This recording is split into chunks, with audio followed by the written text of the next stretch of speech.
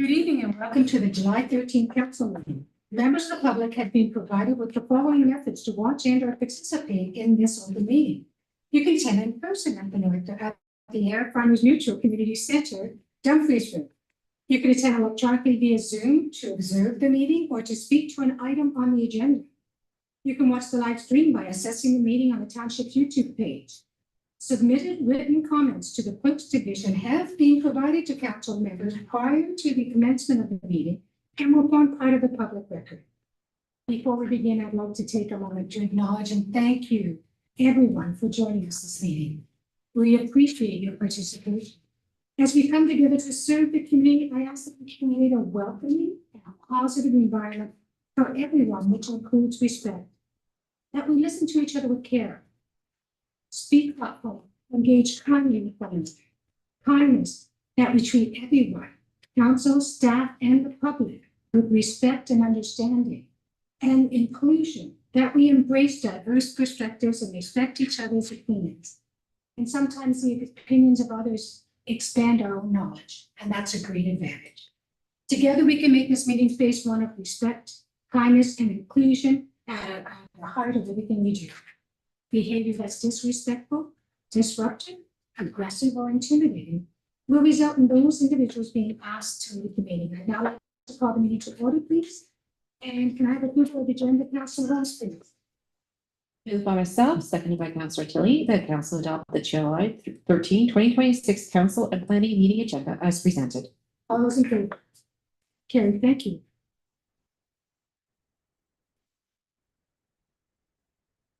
I would now like to do the Indigenous acknowledgement. We acknowledge that the land on which we gather today is the traditional territory of the Haudenosaunee, the Anishinaabe, and the Nutrien people. We acknowledge the enduring presence of the Indigenous people with whom we share this land today. Their achievements and their contributions to our community. Their achievements, and that's important, and their contribution to our community. We offer this acknowledgement as an act of reconciliation between Indigenous and non-Indigenous peoples of Canada. So imagine you were Indigenous. But imagine you had talent. And finally, after the age of 16, a lot of Indigenous parents hid their children. So they didn't exist until they became 16 and were put in residential schools. So imagine you were at talent and you evolved that in talent, but you still hid being Indigenous. And that's exactly what happened with Buddy Miracle from Air. He was the first NHL Indigenous hockey player. And we contacted Irene Aidney, found out, dug up the information, and I said it right, I'm proud of it, and got the New York, was it the Islanders or the Rangers? Rangers, and they verified this and provided 2 NHL hockey shirts with his name on it. We invited Chief Ava Hill from Six Nations to come, and I presented it to her, and she held up that shirt with pride, and she stated, this is what reconciliation is. It's recognizing that we do have achievements. And you know, I've always said to people, Canadians respect one another first, and then have to use our respect. But we did that to the Indigenous. They respected us first. They welcomed us here. And by what happened in the past, we lost that respect. But we're gaining it back, and I'm honored to say that as we walk with them at today's standards. We are doing better. We will all do better. But let's remember what a true Canadian is. It's respecting one another. End of lecture. So we'll have a moment to pause and contemplate this.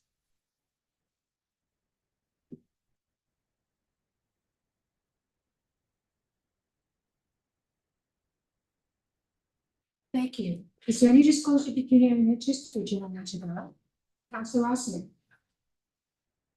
Yeah, for closed session item 5.3, 10 Water Street.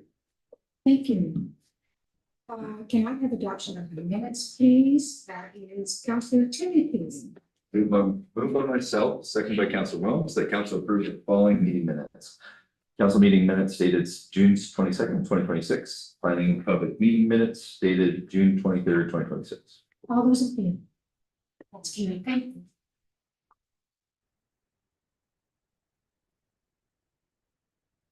Motion to go into committee adjustment. Councilor Rossman, please. Moved by myself, second by Councilor Rowland, that the council meeting adjourn at 6:04 p.m. to set this committee of adjustment for the purposes of holding public meetings pursuant to the provisions of the Planning Act. All those in favor? Carried, thank you.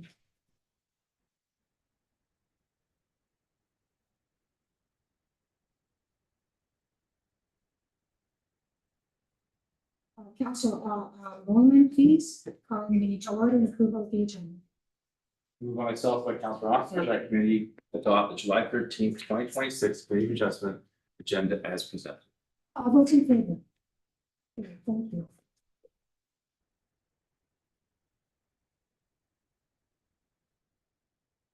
Is there any disclosure of peculiar interest or general advantage thereof? Seeing none. Previous minutes of committee of adjustment, Councilor Williams, please. Moved by myself, second by Councilor Lowman, that Committee of Adjustment approve the following meeting minutes. Committee of Adjustment meeting minutes dated June 23, 2026. All those in favor? Carried, thank you. Isn't this fun?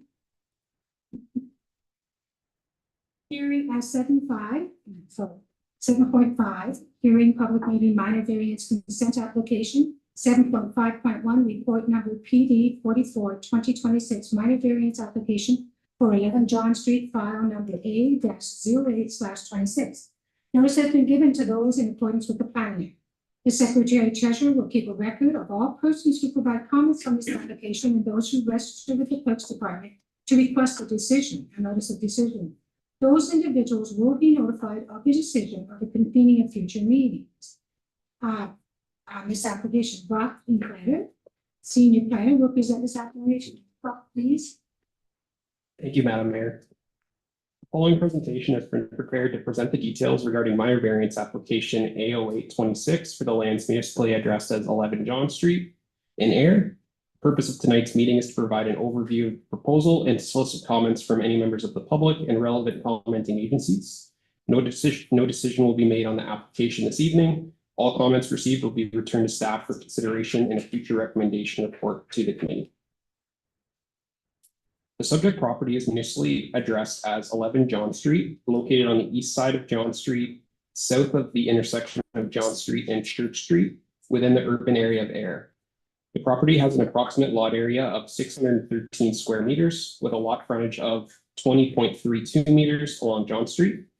The property is developed with an existing single detached dwelling, and the property is zoned Z4 urban residential in the township zoning bylaw, with the property being designated urban residential and ancillary in the township's official plan. Surrounding land uses are characterized by urban residential uses. The purpose of the proposed minor variance application in front of us today is to facilitate a rear addition to the existing single detached dwelling located on the subject property.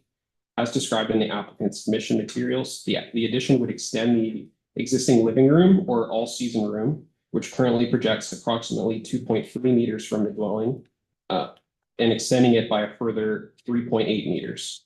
The stated intent of the proposed addition is to improve the usability of the existing living space, increase natural light, and create a more functional year-round room for the owner. The addition would result in a reduced rear yard setback of approximately 5.7 meters, whereas the zoning bylaw requires a minimum rear yard setback of 7.5 meters. Accordingly, a minor variance application is necessary to permit the proposed addition as designed. The plan shown on this slide illustrates the proposed addition, shown as the shaded area of the dwelling at the rear of the lot, along with the resulting 5.7 meter rear yard setback.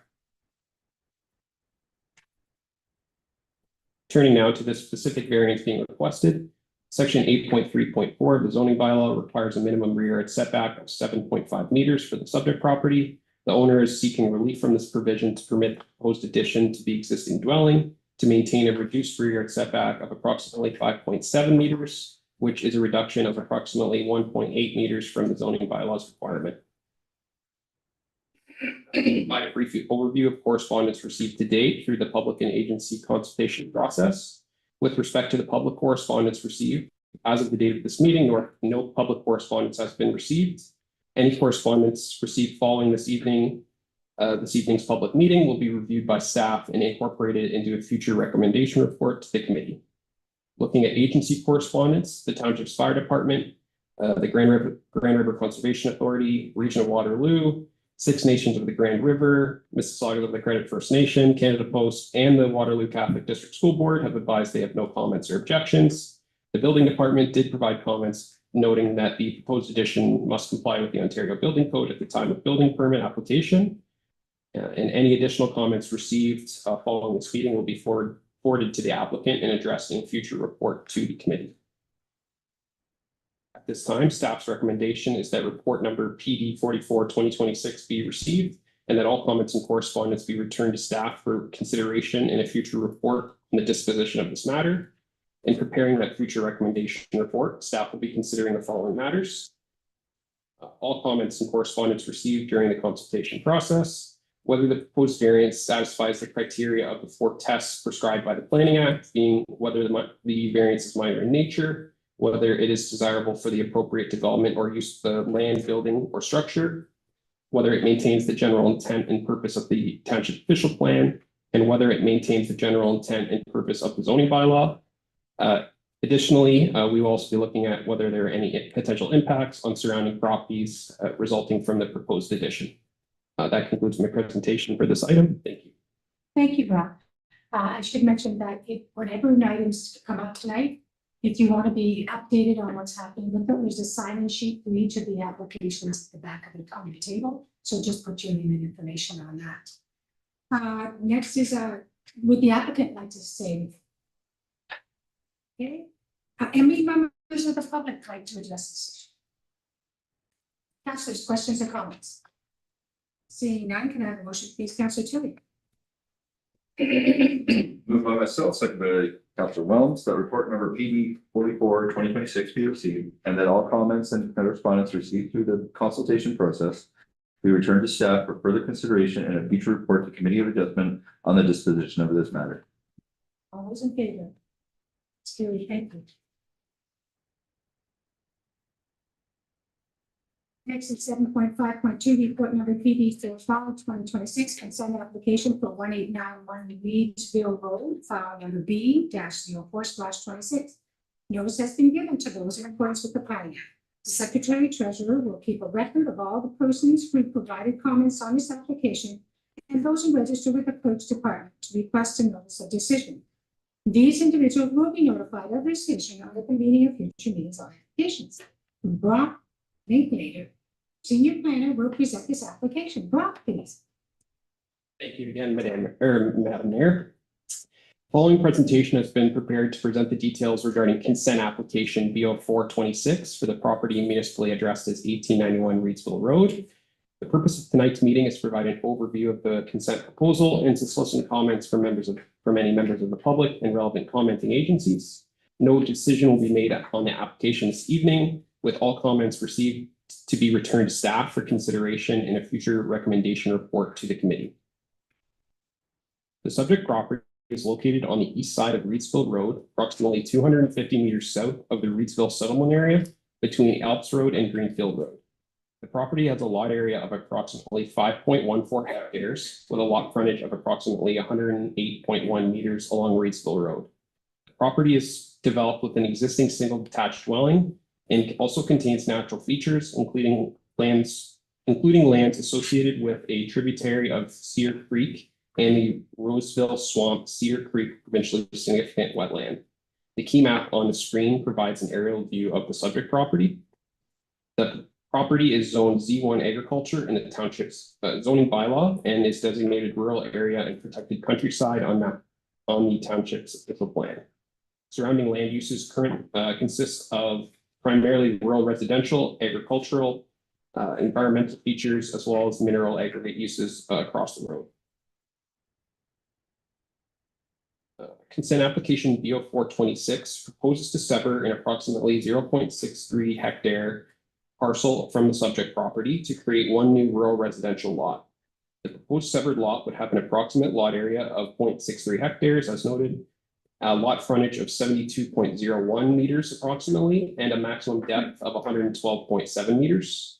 The retained lands would have an approximate lot area of 4.51 hectares and a lot frontage of 36.09 meters, and would contain the existing single detached dwelling. The applicant has advised that the severed lot has been configured to accommodate a future residential dwelling, well and septic system, as well as a well and septic system outside of the natural hazard and environmental setbacks. The conceptual severance drawing showing the proposed severed parcel and retained lands is included on the top right of the slide, as well as an additional plan submitted by the owner on the bottom right of the slide, which shows the conceptual locations of the future proposed dwelling, septic and well, as well as the associated environmental constraint lines and required buffers.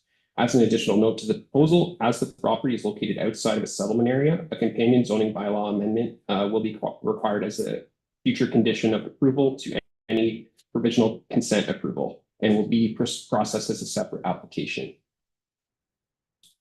This slide provides some visual context for the subject property. The image on the left shows a view of the subject property from Reedsville Road, containing the access driveway that leads to the existing dwelling on the property.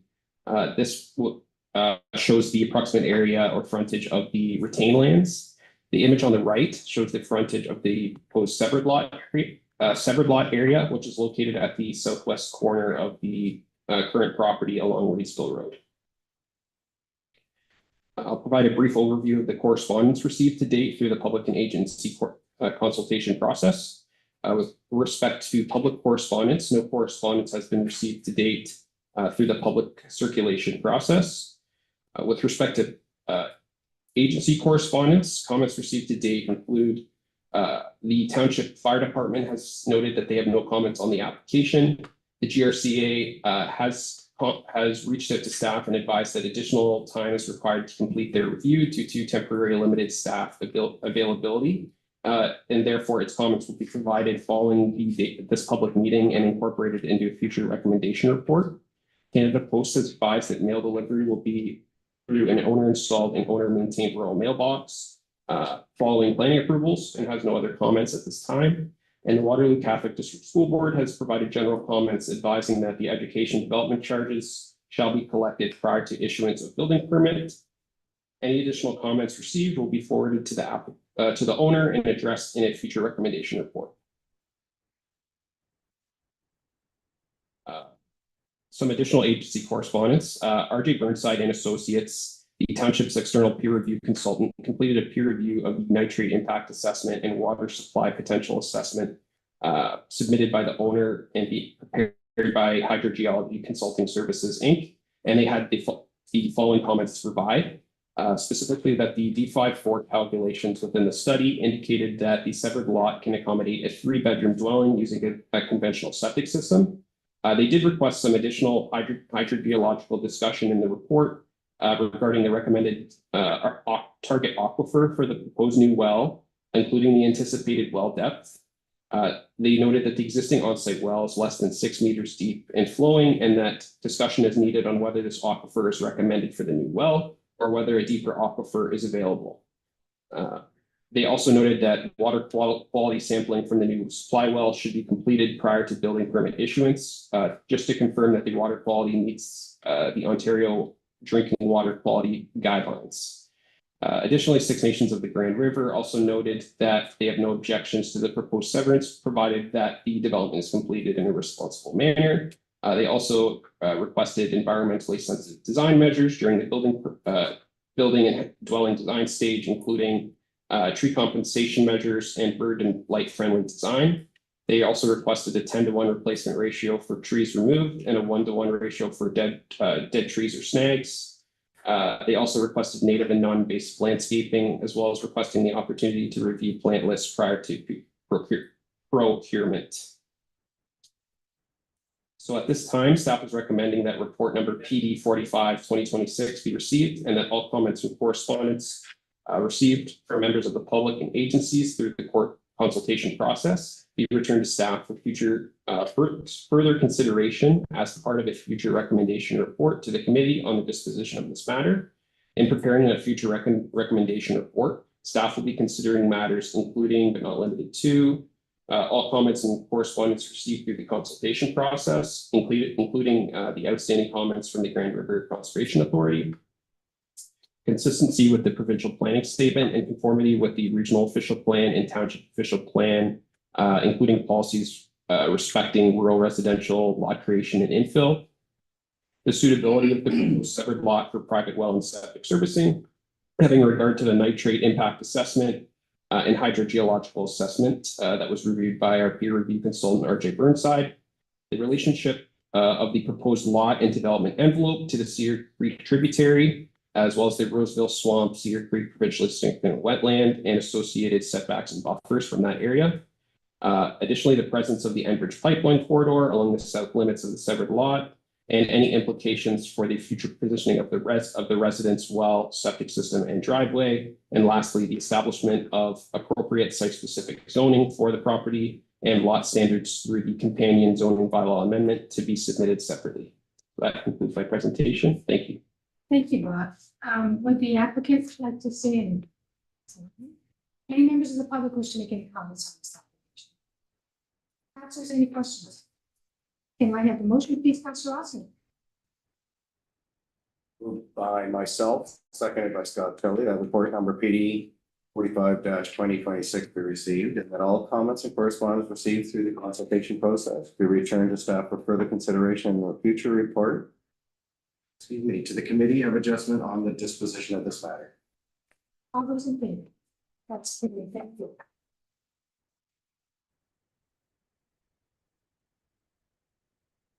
Next is 7.6, reports and recommendations, minor variance and site applications. 7.6.1, report number PD 47-2026, contact application for 1101 Gladstone Road, B-0326. Notice has been given to those in accordance with the Planning Act. The Secretary Treasurer will keep a record of all the persons who provided comments on this application and those who register with the Post Department to request a notice of decision. These individuals will be notified of the decision of the convening of future meetings on this application. Andrew McNeely, Chief Administrative Officer, will present this application. Andrew, please. Thank you, Madam Mayor. Plan on making a brief presentation. This is a follow-up to the June 23rd Committee of Adjustment meeting when this application was the subject of a public meeting. The consent application is file number B03-2026 for the property located at 1101 Gladstone. The property, as you can see from this aerial photo, is situated with road frontages on the north side being Gladstone Road, Piper Street to the east, and Tressler Road to the west. Subject lands are located west of the urban area. Surrounding land uses are a mix of rural residential properties and the agricultural operations. The lands itself are occupied by a single detached residence, being the application before committee tonight, as well as the JNR Hull transport facility. The balance of the lands of the JNR Hull property are agricultural in nature and will continue to be used for agricultural purposes. The subject lands are zone Z1 agriculture in the township's general zoning bylaw. There is a site-specific exemption to the bylaw, exemption number 20.108, which recognizes the transportation operation use, being the JNR Hull transport business. The lands are designated in their entirety prime agricultural area in the township's official plan. Provide a brief overview of consent application B03-2026. Council can see in the sketch drawing appended to the screen, you can see the proposed severed lot identified as parcel A. The proposed severed lot would have an area of approximately 0.82 hectares with a frontage of approximately 99 meters along the south side of Gladstone Road. The area, the 0.82 hectare parcel, is presently occupied by a single detached dwelling, a outdoor pool, and ancillary buildings. And the intent is to sever the existing residence and outdoor amenity features from the balance of the JNR Hull transport property. The retained parcel, that being the balance of the land holding comprised of the agricultural lands as well as the JNR Hull transport facility, are the proposed retained parcel, and it would have a remnant area of approximately 19 hectares with frontages on both Piper Street, Trussler Road, and Gladstone. The severance as proposed does not contemplate any new residential development, the expansion of the transportation operation at this time, or the existing access arrangements. The severance is simply to remove the existing rural residents from the agricultural and industrial land holding. With respect to correspondence, as of this evening, there is no correspondence received from any members public. There's no correspondence received on time of the June 23rd public meeting. With respect to agency correspondence, correspondence is received from Canada Post, Six Nations of the Grand River, Elected Council, the Region of Waterloo, the Waterloo Catholic District School Board, the Engineering and Public Works Department, Grand River Conservation Authority, and Fire Department. All of these agencies, internal and external to the township, have stated no concerns or objections with the proposed application. Building Department did identify that any severance must ensure that all existing and proposed structures meet the minimum required setbacks under the zoning bylaw and the Ontario Building Code as relates to spatial separation requirements. The owner was identified this issue at the time of the June 23rd public information meeting, and following that date was able to confirm that the proposed lot lines meet all required setbacks applicable to the Z1 zone classification. It is the recommendation of staff, having regard to the property, the setting in which it resides, and the applicable provisions of the provincial policy statement 2024 and the regional and township official plans. And it's based upon this review that we believe that the proposed consent application B03-2026 to facilitate the creation of one new rural residential lot that would establish separate legal title to the existing residents is generally aligned to the provincial policy statement and the official plans. The severance, as proposed, has the effect of creating a separate property title recognizing the existing residents, ancillary outbuildings, and amenity uses, that being the landscape yards.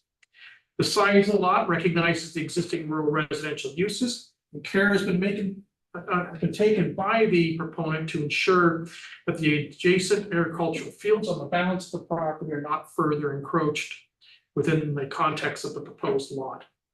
By separating the existing rural residents from the balance of the J&R Hall Transport Inc. landholding, it can remove a potential encumbrance for the potential ability to expand and finance any further investment in the transportation terminal, which is, by the nature of the zoning on the property, the dominant land use activity.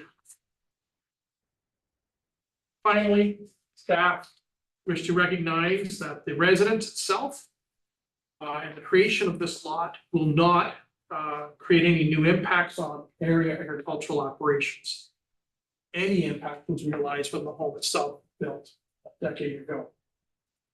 The creation of the severance is a matter of cleaning up property title, recognizing the severance of the existing rural residents from the balance of the property.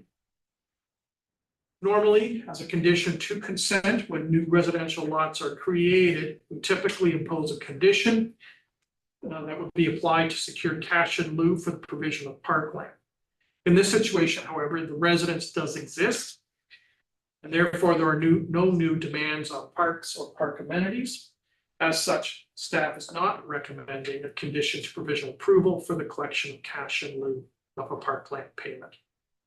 Madam Mayor, members of the committee, staff is recommending to the Committee of Adjustment the approval of consent application B03-2026 to create separate title for the existing residents.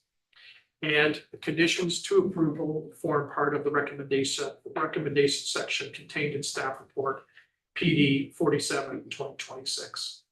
Thank you, CEO McNeely. Is there any, as the applicant or anyone here? No. Would any members of the public like to? Is there any questions or comments? Madam Mayor. Councilor Lawson. Thank you, Madam Mayor. Through you to CEO McNeely. We've seen this quite a bit. I asked a very similar question about, to this a while ago. We see this a lot. My understanding is if somebody wants to build a house on an existing property, you would sever the property first and then build a house.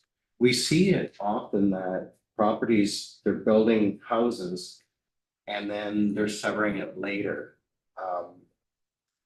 Why is that? Why is that done? Like, I want to know what, because I always thought the process was sever the property first, then you build a house. But we've had many times where, and even some applications, for example, where we said, okay, in the future, you can't sever the property, you can have this house on and this house together. And then we know in 5 years from now, they're gonna come back and they'll want an amendment to that and they'll want to sever it. Why does that happen? Why does it get severed after instead of before? CO McNeil. So Madam Mayor, through to Councillor Austin. So speaking exclusively to 1101 Gladstone. The zone on the property was Z1 agriculture. It allows as of right the ability for a single detached dwelling, and the ownership at the time wanted to build the residence on the property. And so it was in compliance with zoning, and the chief building official issued the building permit because all applicable law matters were addressed. There was subsequently a modification made to the regional official plan that talked about industrial uses outside of settlement areas and the need to allow for accommodate expansions, intensification of those uses. The residence itself, because it was part of the title of the industrial holding, could interfere with or make it problematic to obtain external funding and financing opportunities because of the presence of the residence. And so by removing it from the title of the property, it allows for clear title and the business enterprise to be separated and segregated from the residence, allowing the transport company the flexibility over time to undertake whichever expansions it wishes and not be encumbered by the rural residents. Councillor Austin. Thank you, Madam Mayor. So this was all like after the fact, all that thought process, rather than do that first and then build a house. And that's question one. Question two is the other two dwellings. Let's see how the discuss, because I thought we answered question one, did you? So Madam Mayor, through to Councillor Austin. Policies changed Yes. at the regional official plan after the home was built and constructed. Okay. So it provided eligibility to entertain the severance in the present time. So new information, change in policy direction, provided that measure of flexibility to the owner. Question number two, Councillor Austin. Thank you. So last question is the other two properties on Piper Street, the original home and the new home that's being built, that's not part of this property. That's separate lot. There's two separate lots by themselves. So Madam Mayor, through to Councillor Austin. Could you share Yes, that? those two other residences that both front on to Piper Street and are actually closer to the terminal building itself. They are separate in title and do not form part of the broader JNR Hall transport lanes. Okay, thank you. Any other questions, councillors? Councillor Rowan, you have the first one.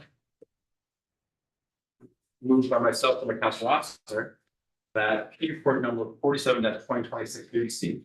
And that consent application B-0326 being a request to sever the property at 1101 Gladstone Road to create one new rural residential lot to recognize the location of the existing residence, outbuildings, and amenity areas with approximately 99.06 meters of frontage and a corresponding lot area of 0.82 hectares be approved, subject to the following conditions. A, that a reference plan be prepared by Ontario Land Surveyor illustrating the new proposed lot lines to the satisfaction of the Township of Dumfries. B, that the owner applicant submit a draft of the transfer deed for review on registration. A final copy of the transfer deed shall be provided to the township. C, that the owner applicant pay $350 to represent the township administrative fee.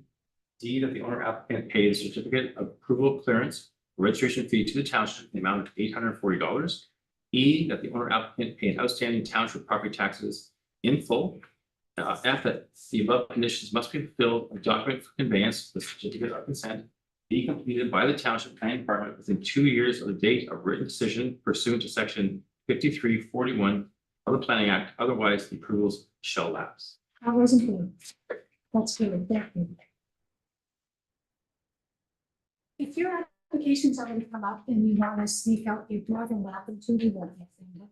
Although I know this is riveting, but if you'd like to leave, you're not welcome to. Next is 7.6 reports and recommendations under consent. Oh, forget that. There's no correspondence, adjournment of committee adjustment, please, Council Tilly.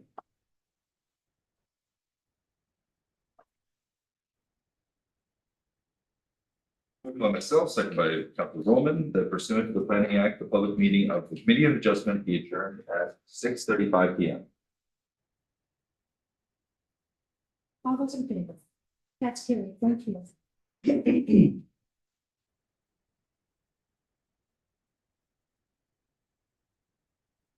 Next is 8.2 public meetings, other legislation, 8.2.1, report number clerk 21/2026. Kennel license application for 2517 Fisher Holland Road. Notice has been given in accordance with the bylaw 3160-20 dog bylaw. There is a sign in the sign up sheet in the back of the table at the back of the meeting room to complete. For those who wish to receive future notice related to the file, Eric Bell, Deputy Clerk, will present this application. Go for it, Eric. Thank you, Madam Mayor. So the purpose of this presentation is to present council with a new kennel license that the township has received for 2517 Fisher Holman Road. So the property overview, it's located on the west side of Fisher Holman Road, just north of Roseville. It's approximately 38.5 hectares or 95.3 acres in size. Currently on the property, there is a single-story detached residence, accessory farm buildings, and there is an existing private dog park, grooming and pet store known as Heritage Pet and Grooming. Surrounding land uses are primarily agricultural. So the new kennel license application is proposing a few things. First, the current existing operation is looking to shut down the retail operation and instead pivot the business into a doggy daycare business. They will continue doing dog grooming business on the site as well. So they're hoping to run the dog daycare and the grooming business in conjunction.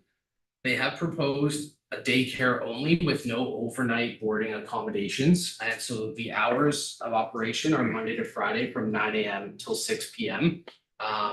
And because of that, now that they're not having dogs on site overnight, they are looking for relief from the requirement of the bylaw for the owner of the kennel to live on the property.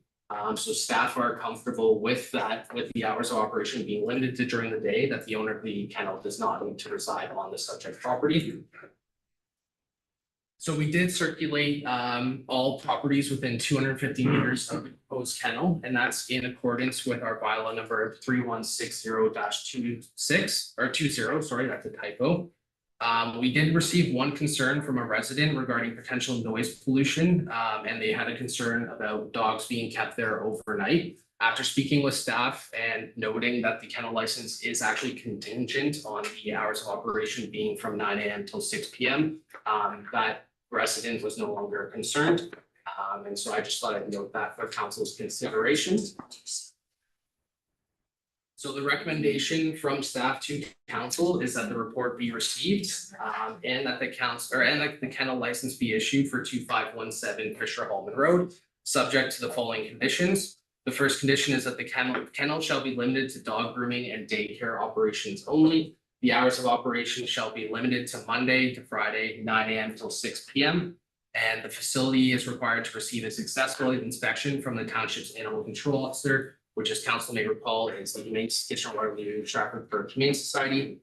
And the other condition that there shall be no overnight accommodations for client dogs. And that council grant an exemption from the dog and dog kennel bylaw 316020 to allow the owner of the kennel at 2517 Fisher Holman Road to reside off the property. If there's any questions or comments, I'd be happy to answer. Thank you. Does the applicant wish to speak? And any members of the public wish to speak? It's not like you're getting married. Do any members of council wish to comment on this application? Seeing none, Councilor Williams, can I have a motion, please? Moved by myself, seconded by Councilor Austin, that report number CLK 21 2026 be received, and that a kennel license be issued for 2517 Fisher Hallman Road, subject to the following conditions. A, the kennel shall be limited to dog grooming and daycare operations. B, hours of operation shall be limited to Monday to Friday, 9 a.m. to 6 p.m. C, the facility requires a successful inspection from the township's animal control officer. D, that there shall be no overnight accommodations for client dogs. And that council grant an exemption from the dog and dog kennel bylaw number 3160-20 to allow the owner of the kennel at 2517 Fisher Hallman Road to reside off the property on which the kennel is located. All those in favor? That's carried. Thank you.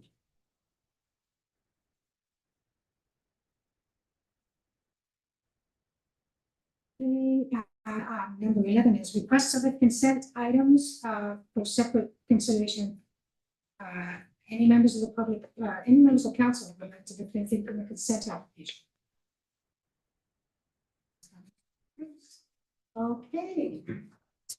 Councilor Roman, you're the lucky one tonight. This is a good day. I don't know. Councilor Roman, go for it.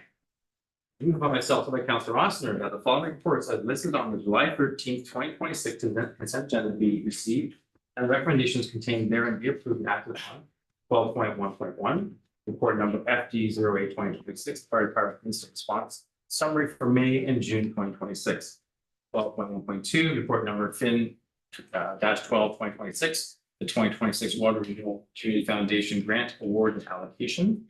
12.1.3, report number FIN 13-2026, the 2026 Water Region Community Foundation Grant Award and Allocation Arts Grant. And the following information items as listed on the July 13th, 2026 consent agenda be received. 12.2.1, communications and correspondence. A, resolution received in the township of Assignac regarding rural hospital funding. B, resolution received in the township of Champlain regarding support. The township of North Dumfries requests to extend the deadline for notices of intention to designate listed heritage properties. C, correspondence received from OCBCC and QPSC FP regarding child care worker and early childhood educator appreciation day. D, resolution received from the municipality of Berks Falls regarding cancer oncology clinic at the Huntsville Memorial Hospital. E, resolution received from the city of Waterloo regarding Bill 60. F, resolution received from the township of North Stormont regarding property tax reassessment. G, resolution received from the township of Puslinch regarding Bill 119. H, resolution received from the township of Puslinch regarding Ontario firefighter certification requirements. I, resolution received from the township of Puslinch regarding modernizing Ontario's invasive plants rules. J, resolution received from County of Simcoe regarding intimate partner violence. And 12.2.2, the advisory committees. A, Heritage Advisory Committee meeting minutes dated April 14th, 2026, and B, the Leisure and Lifestyle Advisory Committee meeting minutes dated March 18th, 2026. All those in favor? Carried. Thank you.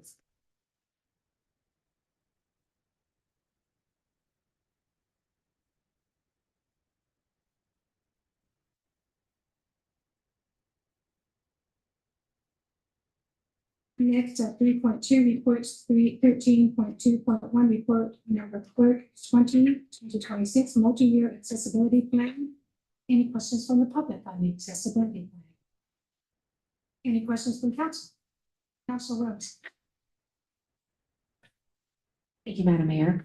It's a question through you to staff.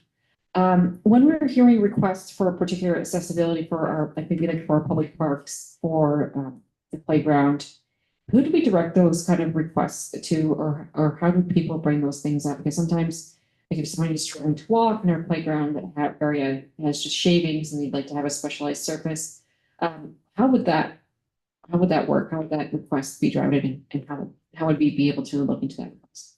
All requests usually such as that go through a CAO and then they go to the director of that department. So that's the normal process for any of them. So when I'm doing an email, I include both the CAO and the director of the department. Any other questions? Seeing none, have the motion, please, Councilor Austin. Moved by myself, second by Councilor Williams, that report CLK 20-2026 be received. And the council adopt the multi-year accessibility plan from 2027 to 2031. All those in favor? That's carried. Thank you.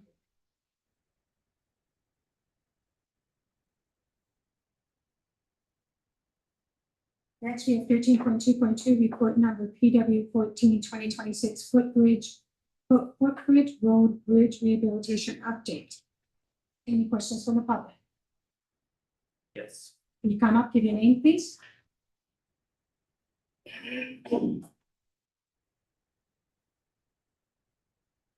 Hi again, my name is Matt Wilson, owner of Wilson Sand and Gravel. My only question is, do we have an update on the bridge opening? That's what the report's about.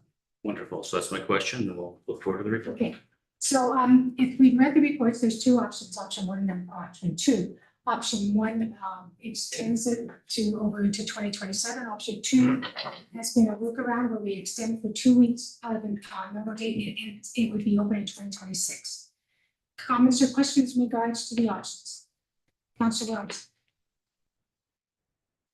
Thank you, Madam Mayor. So last year, the winter arrived a little early. Sadly, if this happens again, like where I like where option two is going, but if this happens again, would we then have to reconsider an option one in order to finish things, or are we, like, it feels that we're kind of like crossing our fingers and toes a little bit with option two? So that's my question. CEO McNally, please. So, Mayor, I'll start off perhaps and then hand it off to Mr. Raycroft. Excuse me.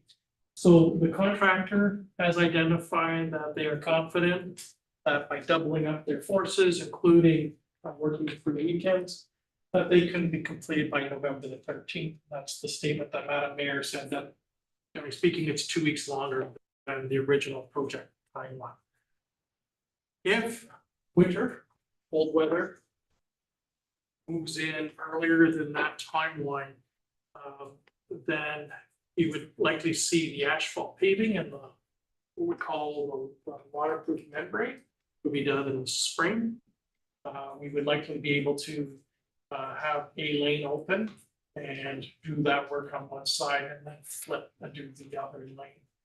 I'm confident that all things being equal, that they should be able to get the work done by the 13th, but that would be the outside implication if the fall closes in earlier than that. Any other questions or comments? Councilor Lawson. Thank you, Madam Mayor. Through you to CEO McNally. Did staff have any conversations with the engineer as to any possible way to temporarily brace what was wrong with the bridge so that it could stay open until, that's the question, I'm always question two. Until, excuse me, until we can get these crews back. And Well, let's answer if no one available to. So, Madam Mayor, good Councilor, as identified in our June 22nd letter, our first update on the status of the delay with the footbridge road bridge rehabilitation project. Township engineer will not certify the opening bridge. They felt two things have accelerated deterioration and would not withstand live loading in the absence of the remedial work being undertaken. And that is composed of both bearing plates, which are basically on the piers of the bridge. And the other are the joins back into the abutments themselves. And given the conditions, they did not feel that they could certify the bridges to be opened until the remedial work is done. Those are some of the first tasks that would be done as part of the resumption of work activity. We'll be dealing with those key elements to ensure the structural integrity and the weight bearing capacity to deal with live loads on the bridge itself. CEO McNally, second question. I'm sorry, what's your name? Councilor Lawson, the second question. the second question is now, the work is going to continue into early summer of 20. these swallows are gonna come back. So are we gonna be in the same position in a year from now? We're not, it's gonna be done November 13th, 2026. You wanna go, we wanna go with option 2 or what? Yes, option 2.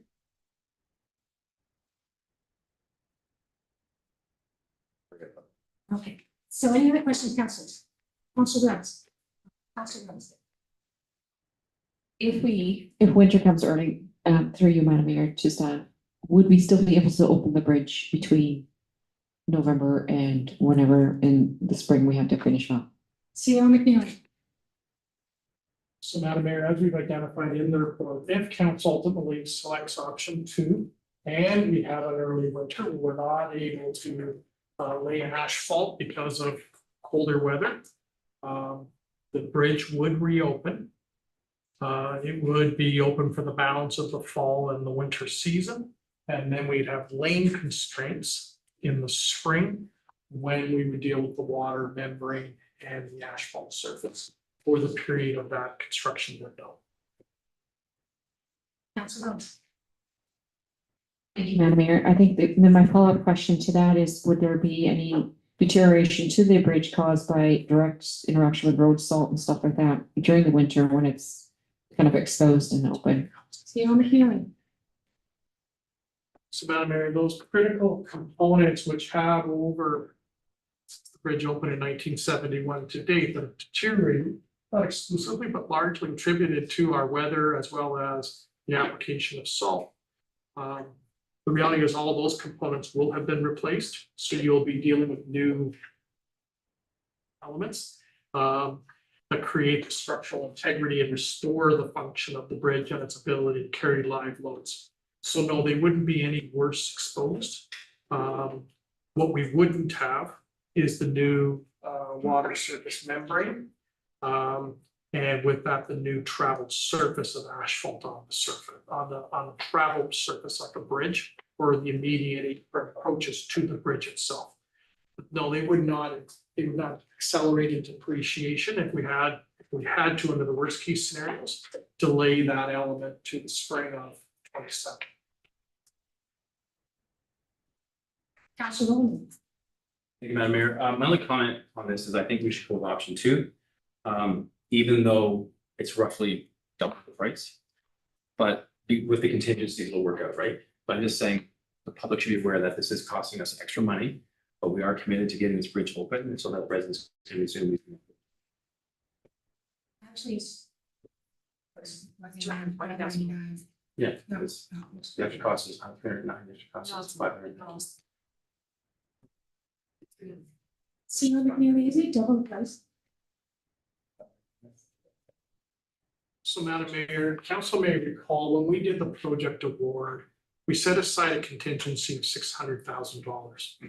Council will also recall one of the requests of council to staff was, once we had a contractor, in this case KB Civil, and we actually awarded, could we assess options to compress the construction window, which staff said we would. And with the intent that we would shorten the construction period, so it wouldn't be the end of October as the normal completion period as per the original RFP document. Hence, that's why there was a large contingency. So effectively what we are doing is if council adopts option 2, which is the recommended scenario by staff, we're largely using 100% of that contingency to deal with the compressed work schedule.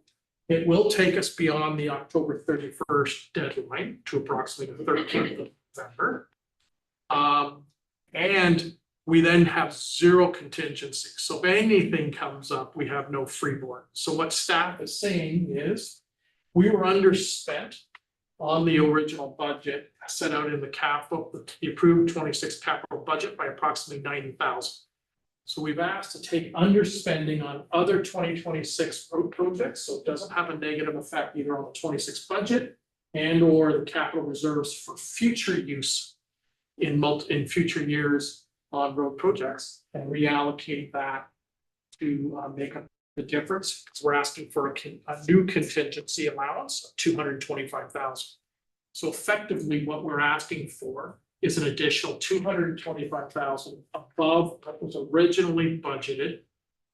Sorry, what was originally allocated in the awards of council this spring. Right, so it's not 1.2 million, it's actually 800,025. No, it's 225,000 minus the approximate 90,000 that was already set aside for this project. Right, okay, thank you. Any other questions? Seeing none, can I have the motion, please, Councillor Tilly? Move on myself, seconded by Councillor Williams, that PW report number 14-2026 be received for information. And that council confirm the staff recommendation to have the footbridge road bridge repairs completed in 2026 as per option 2 as summarized in the report in the amount of $599,468. And that staff be authorized to amend the contract with KB Civil Bridge Contractor to implement option 2 as summarized in this report with a fall 2026 project completion date. And that council authorize an additional $225,000 plus HST to be approved to the approved budget for the footbridge road bridge rehabilitation project for the additional contingency required for the project, with these funds to be reallocated from underspending on other 2026 road capital projects. All those in favor? That's carried, thank you.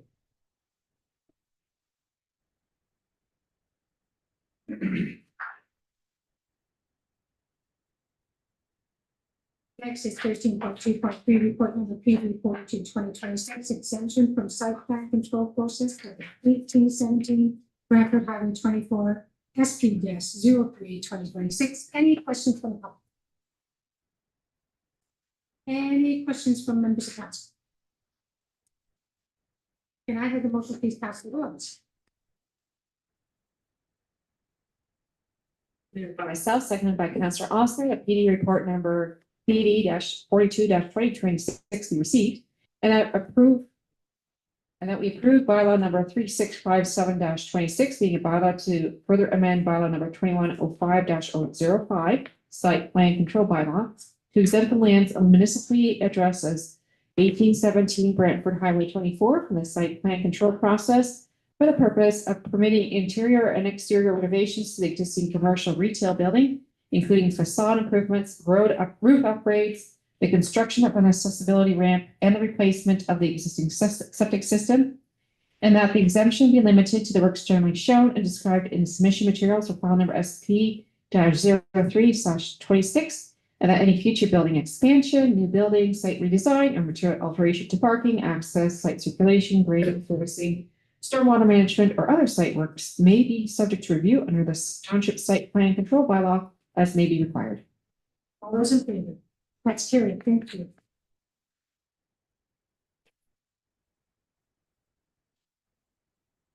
Next is 13.2.5, report number PD 46/2026, official plan amendment for 5 Houston Street, file number OP-01/26. Any questions from the public?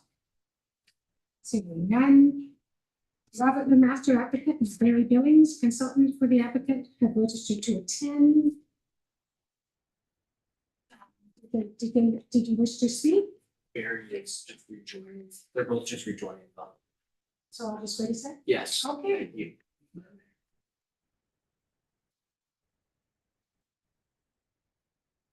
Yeah, they're in the meeting now. Good day, gentlemen. Do you have any questions or comments? None. I think staff have done a really good job of summarizing the various reports and studies that were done. Really what we're looking to get approved is the use of an enhanced tertiary septic system on the property and on the new severed lot that would be subject to a consent application to follow. Many of you probably recognize Waterloo biofilter, which is an example of one of these types of systems. They're accepted in many other jurisdictions in the province, the conservation authorities, and they have about 25,000 installations in Ontario. So, I mean, we're not breaking new ground here. This is fairly standard stuff.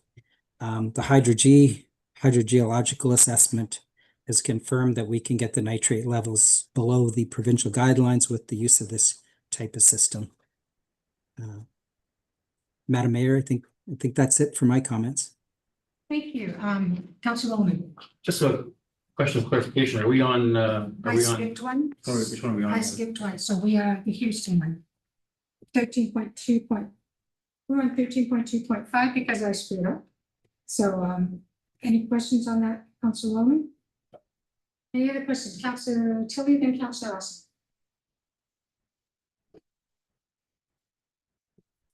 This is gonna sound a lot very familiar to what Councilor Ossner mentioned earlier about the request for this system is assuming that the 13-meter frontage on the potential severance that the residents looking for is going to be approved. So this is not putting the cart before the horse in many ways, and assuming that that severance will be happening if this is approved. That I would figure the severance should happen first. Let's get the answer. CEO McNeil, please.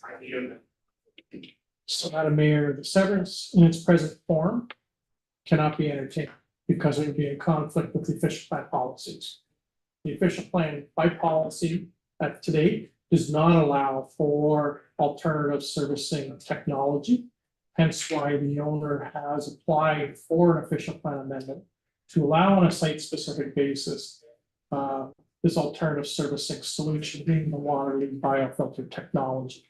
So they've undertaken the technical work to demonstrate that with certain parameters, the alternative septic system can function on the boundaries of what will be a future consent application. And as long as that consent application is consistent with the configuration that's been contemplated in the technical reports, and the committee grants the severance with certain conditions that have been framed in this report to ensure the long-term viability of the system.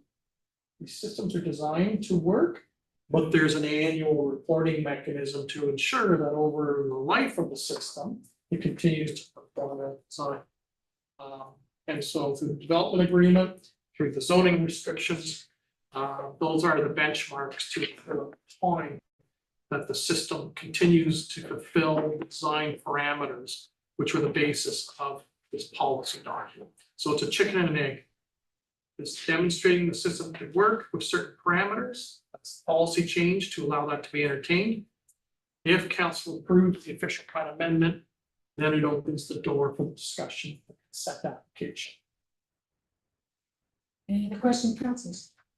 Councilor Austin. Madam Mayor. So this tertiary system is designed to work with the existing dwelling right now? Is that how they're gonna test it? CEO McNeil. So, Madam Mayor, through to Councilor Oster. This would be for the proposed new lot, which would be created to allow a new residential unit. So they have notionally identified a land area attributed to a potential new lot.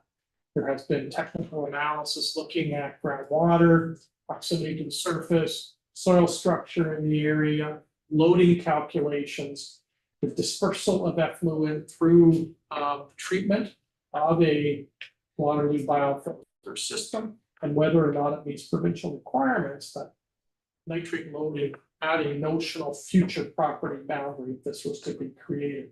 They've also mapped out where existing well and septic systems are present on the adjacent lots to ensure that all of these pieces of infrastructure can meet appropriate separation distances as set out in provincial regulations.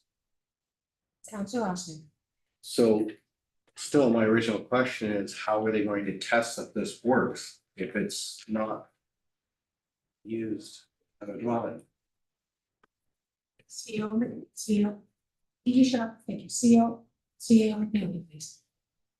So there is a specific model with certain design parameters. As the speaker before me indicated, this technology is widely used through rural Ontario.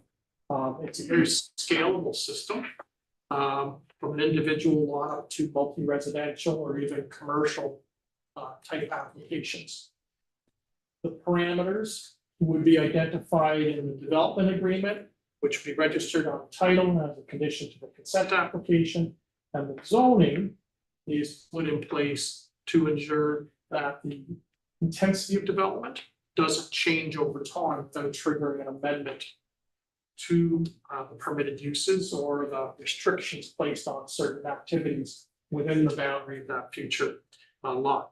Between both the zoning and the development agreement, which is registered on title, it provides information to owners, prospective purchasers of the lot over time, to understand what their obligations are on an annual basis as it relates to both reporting and the design parameters for the safe operation, continued operation of this technology. Council Bowman, Council Lumsden, Council Osmer. My question is through to CEO. I'm just sharing Councillor Tilley's concern. If we're gonna approve, or we're thinking about approving this official plan amendment here, then are we also at the same time giving tacit approval to the severance, right? Because if the severance basically can't go forward unless we approve this, and if we approve this, then presumably the severance can go forward. Why are we not just considering both at the same time? Why are these two separate reports? CEO McNeely. This report deals with just the official plan amendment because that's the only planning act application that's filed by the wheel. So we can only deal with the process with what we have. Okay, so they've applied for an official plan amendment, understanding the policy restriction in the official plan as it exists today, related to the type of private services that are permitted.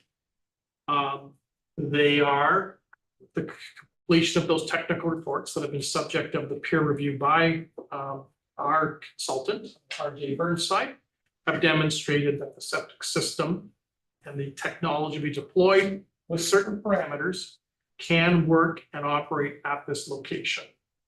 Yes, effectively, you are signaling that you are comfortable with alternative servicing systems.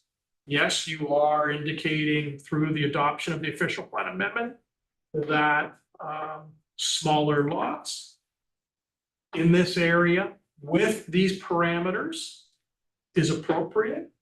And while the future consent application is its own application and its own decision-making process, effectively, as long as that future application mirrors what has been done to date, then it would be aligned with the continuum of decision-making processes.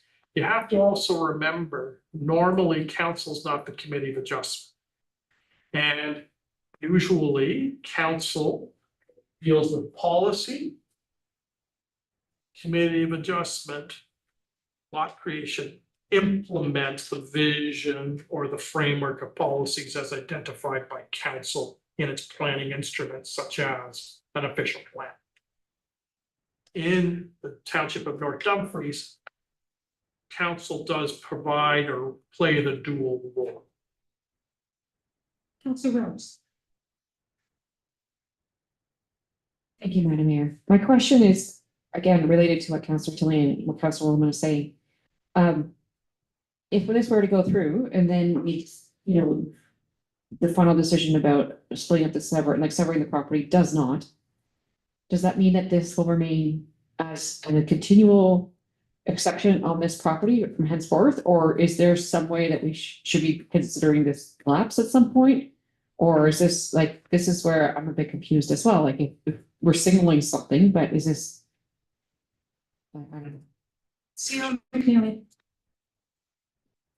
So Madam Mayor, through to Councillor Wills, the township doesn't control if and when the owner will apply for a future consent application. In the event that this official plan amendment is approved and the council embraces the ability on this property with certain parameters put in place, alternative servicing technology. All of this does is it allows that future discussion to occur and ensuring that the future lot is in compliance. But we can't control when and if someone would apply for it. The official plan policy would continue indefinitely. It is the consent application and the conditions of a consent that would have the lapsing provision. Councillor Austin. Thank you, Madam Mayor. So. So if we signal ahead that, I mean, the applicant's not gonna spend that much money and do that much work. And take a gamble of whether they can. You know, whether it's gonna work or not. I think they have a vision of what they wanna do, which is fine, it's their vision. But out in the rural countryside, having a 13-meter frontage on a property, you're setting precedents. And once you set precedents for one, you can't say no to the next one and the next one, and that's gonna signal on down the street where they're gonna start chopping these properties up into smaller, and then it's gonna look like the city. And are we to say, you know, that's fine, that's the official plan, that's this, it's that, it's the other thing where. For every countryside has its limits, and they don't usually limit down that small, it's usually larger limits because there's more room out in the country. So that's my concern, is that if we start insinuating that we're gonna have 13-meter frontage. You better be prepared to have a flood of these come, because that's gonna be a country cash cow for a lot of properties that have 40-50 feet frontage. Councillor Bailey. So Madam Mayor, through to Councillor Austin. Yes, the intent, if this is created, would be sending a message that under the right servicing situations.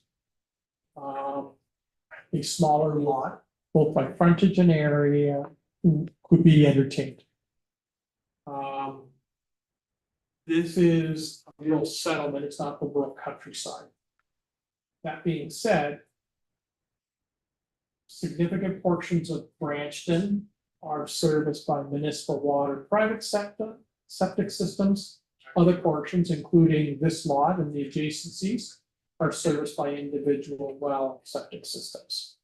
So you've already got a bit of a hybrid in terms of lot areas, lot frontages based on servicing that's available depending upon where in Branchton you exist. Province of Ontario, the township's official plan does direct that residential growth should be directed to settlement areas, including rural settlements. It doesn't say how that development's to be accounted for or accommodated. The intent is to restrict the amount of rural lot creation across the countryside itself. This is why it's a policy discussion. That's why it's in front of township council. Because given the value of land, people will look at trying to leverage what the marketplace is paying for vacant lots for residential development. And if it's a significant investment, building, maintaining and operating these alternative alternative sewage handling systems. Under the right conditions, the technology works. It's not universal.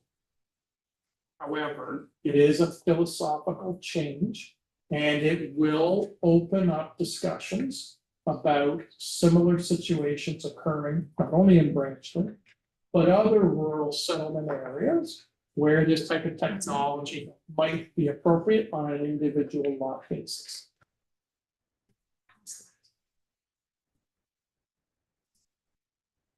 Councillor Tilly. I'm bringing up the letter from John Nimick that was sent in April 28th to Brockville later.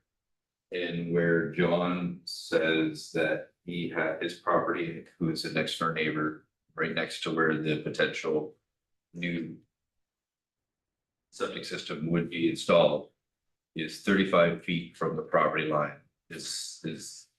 I don't know the standards for distances, but that seems very close to a septic system in my mind and my understanding based on my bit of experience. And is this, if this is now being shown with both properties where they're potentially going to be going, is that 35 feet from the property line even going to be sufficient to allow this septic system to be installed? And I know that John would want me to ask that question. We would like that, very good. So Madam Mayor, as it relates to the actual tile bed in relationship to the lot line, it meets the requirements under code. It also has to be at least 50 feet from a drilled well and 100 feet if it's a dug well. And so this question was asked of the proponent to demonstrate where those adjacencies occurred and where the well records were available to confirm the nature of the operating systems. And they were found to meet the required minimum separation requirements as set out in provincial regulations. Any other questions? Councillor Williams? Thank you, Madam Mayor. My question is with regards to, so I understand that these systems do, unlike a regular system, which septic system, it's basically all gravity. They require electricity. Is there also a need to look into having a generator on those properties so that in the event of power outages, the system will still work and not cause backups or problems? CO McNeely? So Madam Mayor, usually these systems have what we call a wet well. It's not a well as you would think in terms of drinking well, but it is a reservoir that's designed to hold that fluid, and it's a very maintained before the water is dosed into the treatment system and runs through the treatment system and then is finally discharged into the septic system itself. So those are all part of the design parameters. Certainly, if someone has a backup generator, then it's seamless. But if there isn't such a thing, then there are requirements by design to be able to hold a certain number of hours worth of that fluid that's generated so that it can be held until it can go through the treatment process. Okay, looks like the motion, please, Councillor Williams.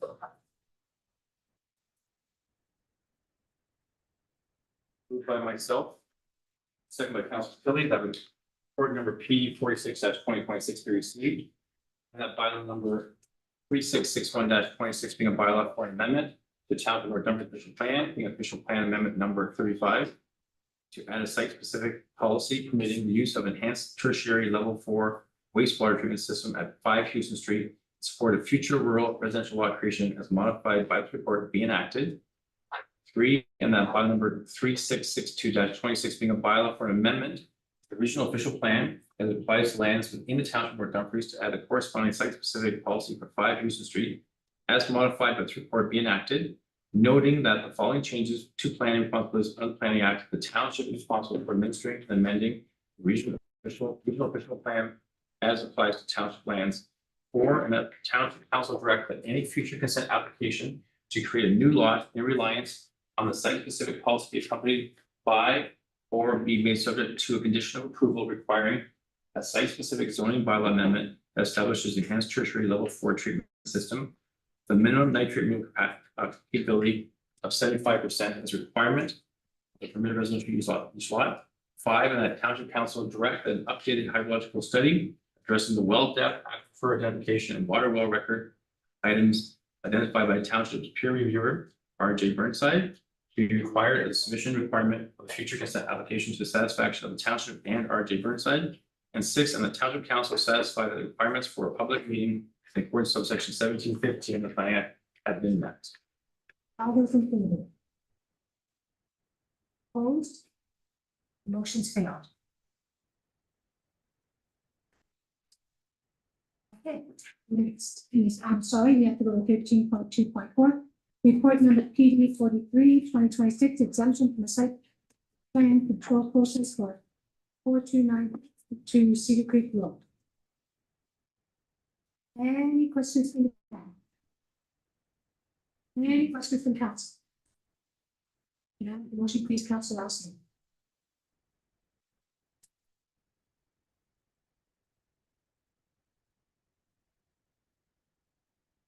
By myself, second by Councillor Roman, that report number PD 43-2026 be received. And that bylaw number 3658-26, being a bylaw to further amend bylaw number 2105-05, site plan control bylaw, to exempt the lands municipally addressed as 2492 Cedar Creek from the site plan control process for the purpose of permitting interior and exterior renovations to the existing commercial retail travel center building, including a minor entry vestibule addition, a new yard storage area, dumpster enclosure, gate and fencing, new curbing, new painted lines, and related minor site works be enacted. And that the exemption be limited to the works generally shown and described in the submission materials for file number SP-0526.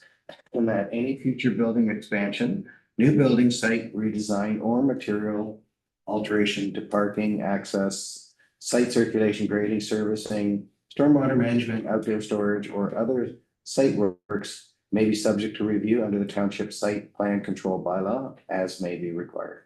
All those in favor? Carried, thank you. Next, we have 13.2.6, report number 22/2026, council remuneration review. Any questions from the public? Any questions from council? Seeing none, can I have the motion, please, Councilor Thomas? Moved by myself, seconded by Councillor Tilly, that CLK report number 22-2026 be received for the purposes of information. All those in favor? Carried, thank you.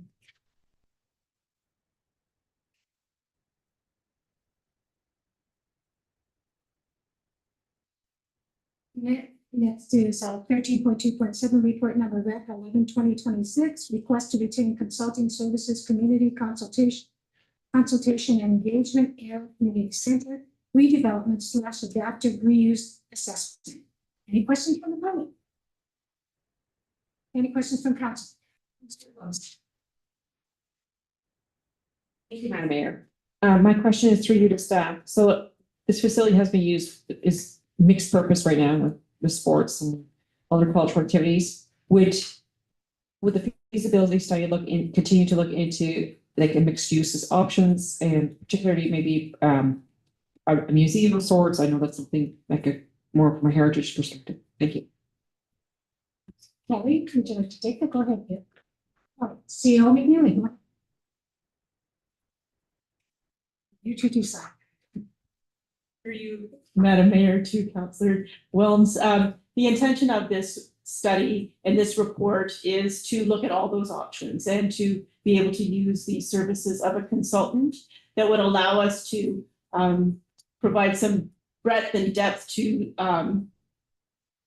the collection of data from the community so that we have a more broad representation that includes sports facilities, but also arts and culture equally. Any other questions? Seeing none, can I have the motion, please, Councillor Terry? By myself, seconded by Councillor Williams, the rec report number 11/2026 be received.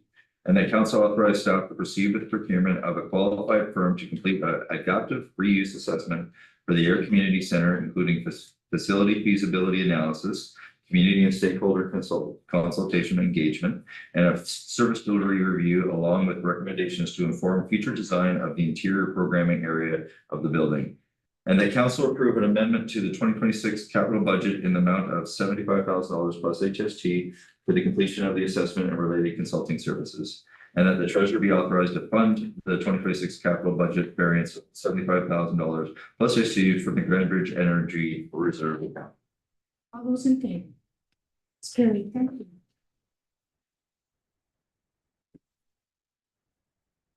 Next is 13.2.8, report number PW 15/2026, January to April 2026, winter maintenance program. Any questions from the public? Any questions of council? Seeing none, can I have a motion, please, Councillor Austin? Moved by myself, second by Councillor Tilly, that PW report number 15/2026 be received. And the council authorize the hiring of an additional seasonal full-time operator to position commencing in November 2026 to support the winter maintenance program. On an annualized basis, the term of the seasonal operator position would be up to 26 weeks in duration. All those in favor?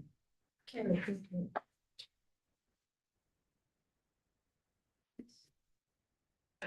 Next is 13.2.9, report number PD 32/2026, interim practice residential lot creation in rural areas. Any questions from the public? Not yet. Any questions from members of council? Councilor Williams.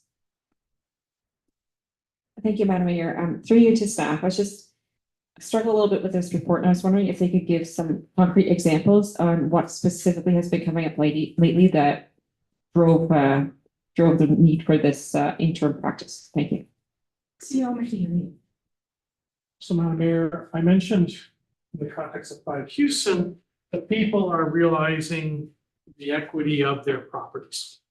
And where possible and practical, they're trying to leverage whatever equity is involved in their property.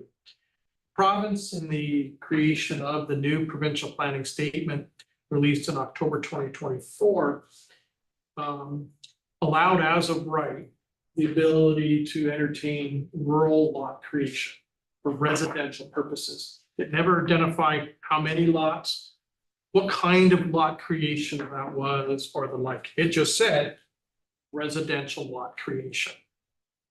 Well, that gamut is very broad in its nature. Staff have been approached by realtors representing individuals. In some cases, pre-consultation meetings with consultants retained by landowners. And we've had everything from plans of condominium that looked at multiple lot creations through to estate residential type activities, through to an individual lot consent. Council may recall on Branchton Road in November, we created a rural residential lot on Branchton Road, midway between Maple Manor and Morrison Road. So there's a very small example of a lot in the rural area, but we have entertained requests for much more encompassing. They have not materialized into Planning Act applications. I'm talking about those more encompassing. That being said, given the vagueness of where the provincial planning statement is framed, in theory, they could come forward with a proposal. This interim practice is trying to identify that the township wishes to maintain the rural character of the countryside, because the rural designation and our official plan talks about the rural character. Both the PPS and the township's official plan talks about rural should be directed to rural settlements as well as urban area. So we are trying to provide some context, recognizing that the province, through the PPS 24, wishes to entertain rural lot creation. We've tried now to put a scope as to what that is. So 1 or 2 lots through consent. Anything more intensive should wait until either we do the new comprehensive official plan, because there might be areas where we want to direct growth. And or go through the official plan amendment process and go through that policy discussion about what does that growth look like? Is it appropriate in that context? How does it fit into the bigger vision of the municipality? So we're trying through this interim practice to provide some structure where it's had council's eyeballs on it, council's comfortable with the philosophy while we develop the new official plan.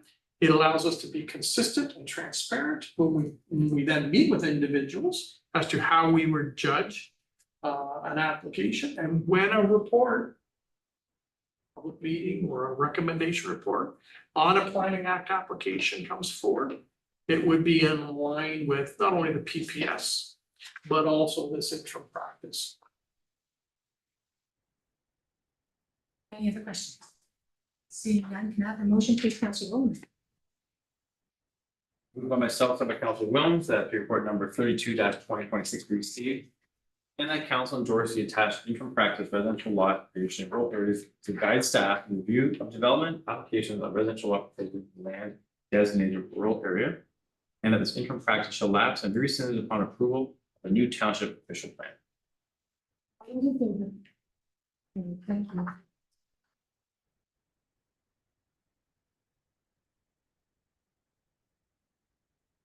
Next is correspondence items for action. So we see from the digital media and marketing coordinator.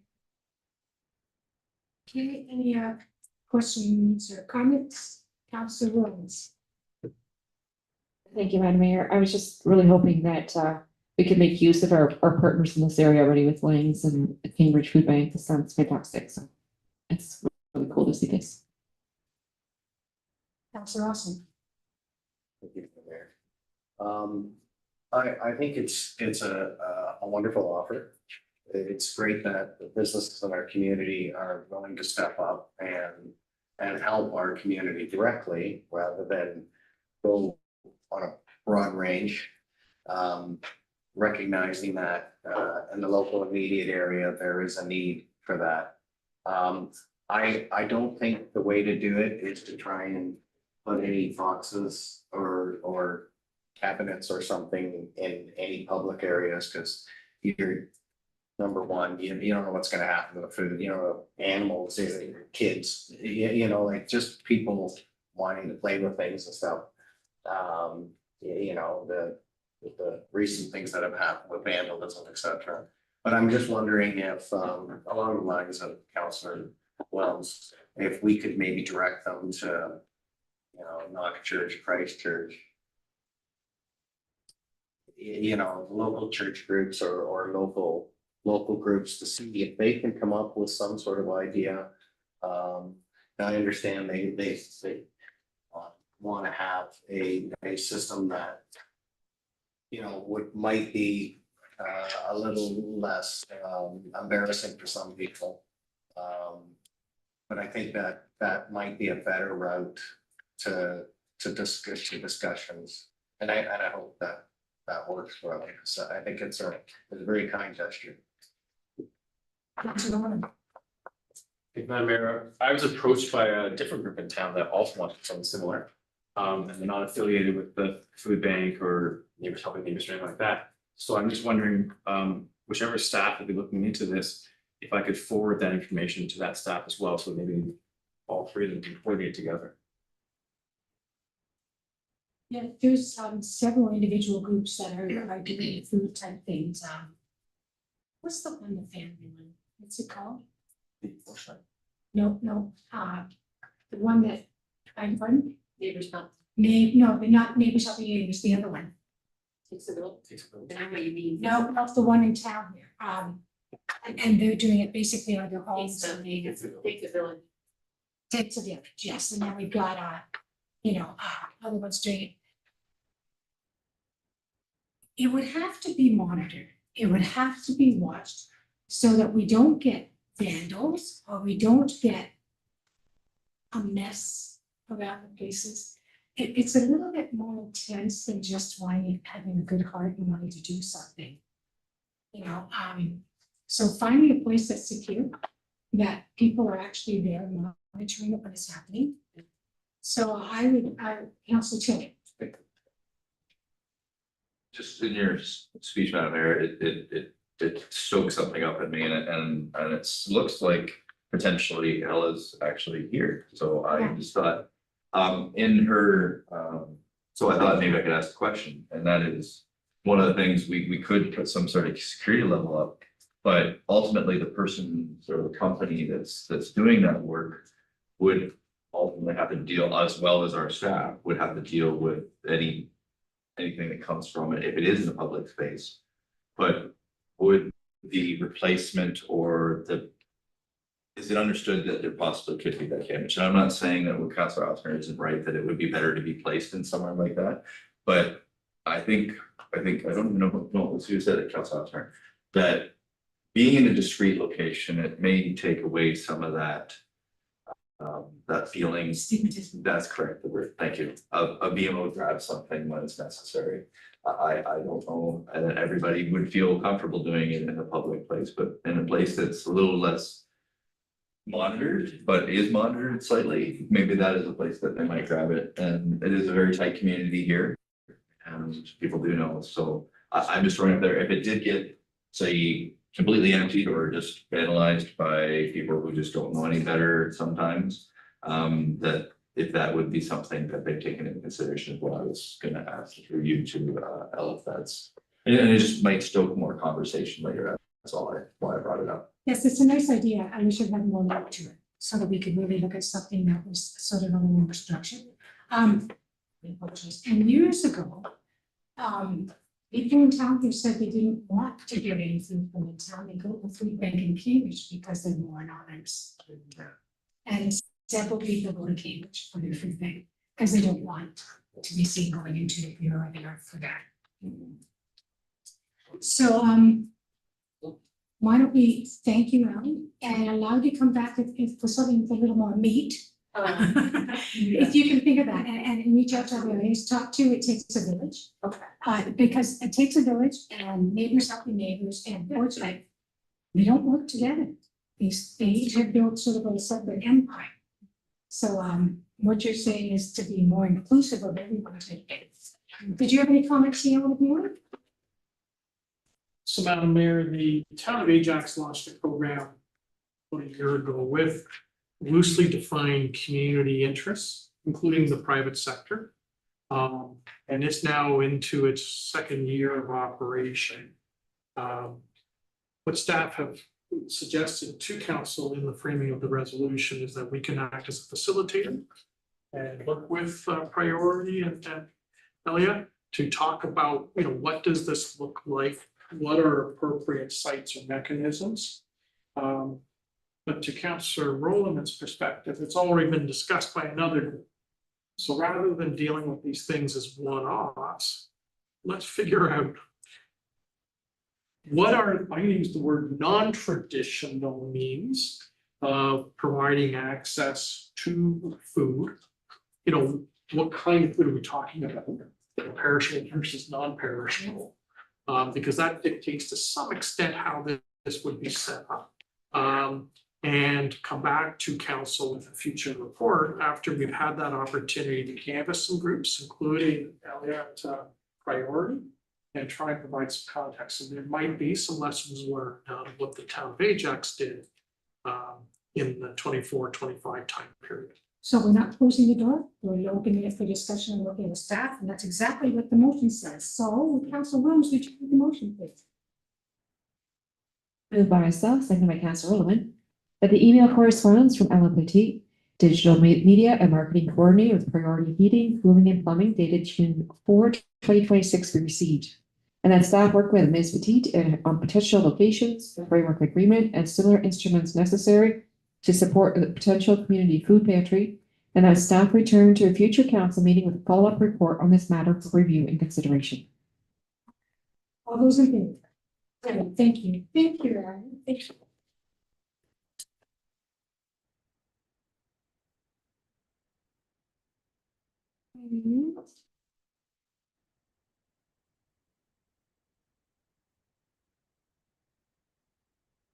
Next is the motion to vote. Please, Council Tilly, please.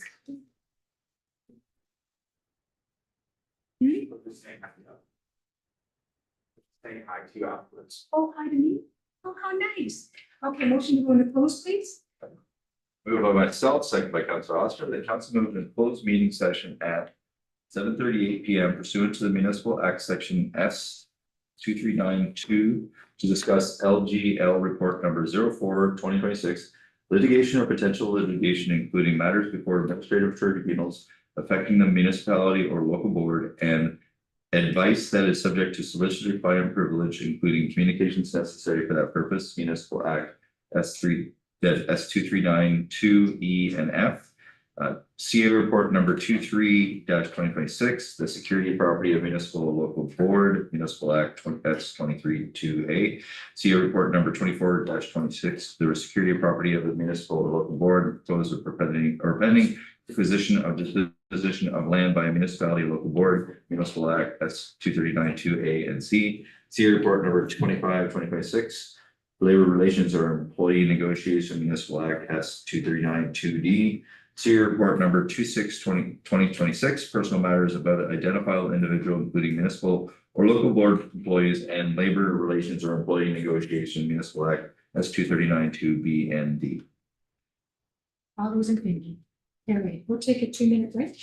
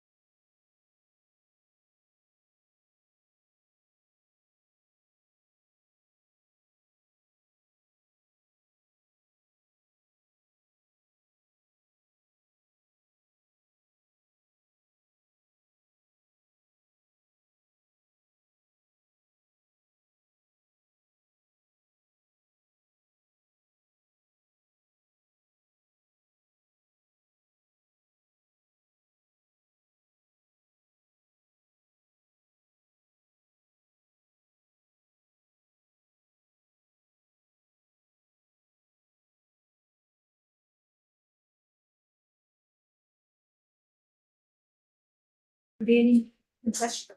Moved by myself, second by Councilor Williams. That council reconvening in open session at 9:38 P.M. All those in favor? Here. Thank you. Now, clear with me. I need a mover and seconder for this one on legal. No, it's just a report we have to know. Oh, it's just nothing, okay. Council received legal 04-2024. 26, Yeah, you put a 04 there. 2026. Yeah, you put a 4 there, okay. And heard a presentation from legal counsel. No actions are being advanced at this time. Good enough? Next, Councilor Williams, you got this one? Moved by myself, second by Councilor Tilly, that staff be directed to undertake the coordination with the net zero rate construction manager to facilitate the establishment of a safe room to serve as a place of refuge for council and staff in the event of potential threatening actions that may occur in Numbers room. And that the funding for the establishment of the safe room be drawn from the facility reserve account, the estimated cost of $22,000 plus HST. And the staff be directed to investigate the second means of access to the parking lot. All those in favor? Councilor Williams, you got this one, please? Myself and Councilor Williams, the staff be directed to undertake a request for proposal to retain. Sorry, could we have Councilor Oster may want to leave the room? Was this? Yes. Yes, Oh, I thought we were doing Yes. that last. oh, okay, let's put it last, all right? Okay, sure. Next, it's the third one. So we will do Councilor Tilly, please.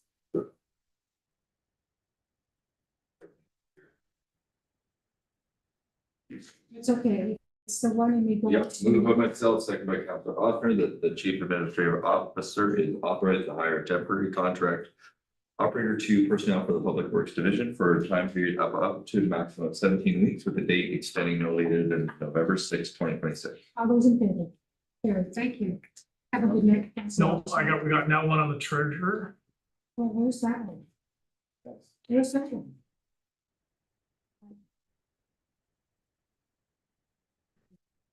I don't have a treasure one. The appointment of us. Do you guys have it? I don't see it in the main stack either.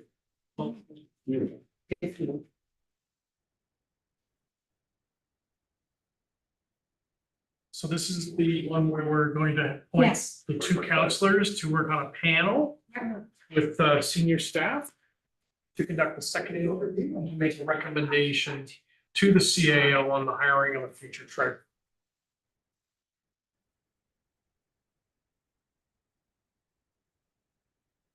Stop looking at your watch, Rob, it's not gonna go any slower. Turning off silent.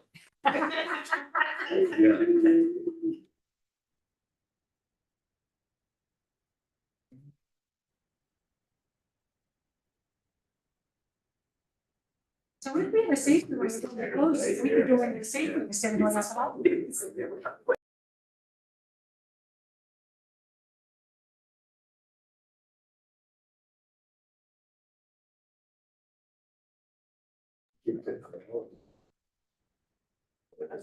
So. Mr. Williams, will you, even, Counselor. Tilly, will you be the second? Absolutely. Thank you. And Hannah, Councilor Williams. Is there a mess on them? Yes.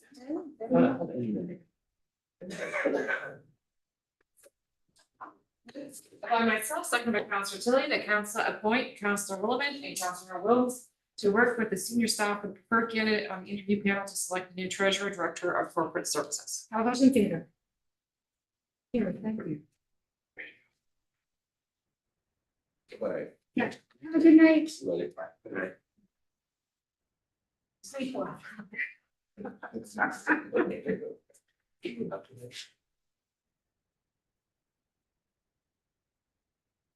Moved by myself, by Councilor Williams, that the staff be directed to undertake a request for proposal, RFP, to retain realty service for a 3-year period, and that council authorize staff to advertise in the township disposition and sale bylaw to bring forward a report consideration the August 10th, 2026 open session council meeting related to 10 Water Street, and that staff be directed to undertake a change work order with the ACC rehabilitation project to return the disturbed property back to an appropriate residential setting for 10 Water Street. All those in favor? So it doesn't match it, say anything about salary.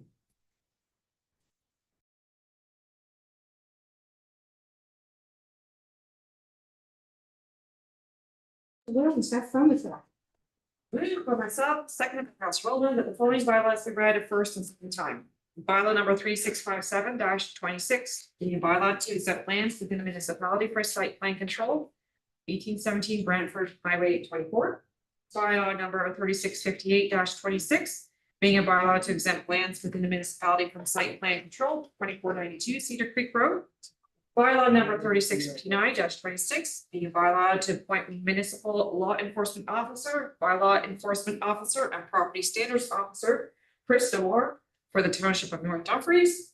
Bylaw number 3660 26, being a bylaw to appoint municipal law enforcement officer, bylaw enforcement officer, and property standards officer, Curtis Washing, for the township of North Dumfries.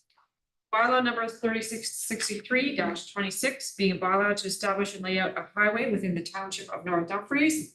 And bylaw number 3664 26, being a bylaw to confirm the proceedings of council of the corporation of the township of North Dumfries at this meeting held on July 13, 2026. All those in favor? Carried, thank you. And Councilor Rowland, please. Moved by myself and Councilor Wilms, that bylaws number 3657 26, 3658 26, 3659 26, 3660 26, 3663 26, and 3664 26 be read the third and final time we sign the seal of the mayor. All those in favor? Carried, thank you. And then I will change the mover for the next one. Moved by myself and by Councilor Tilly that work with the company has been completed at 9:05 p.m. The resolved meeting adjourned.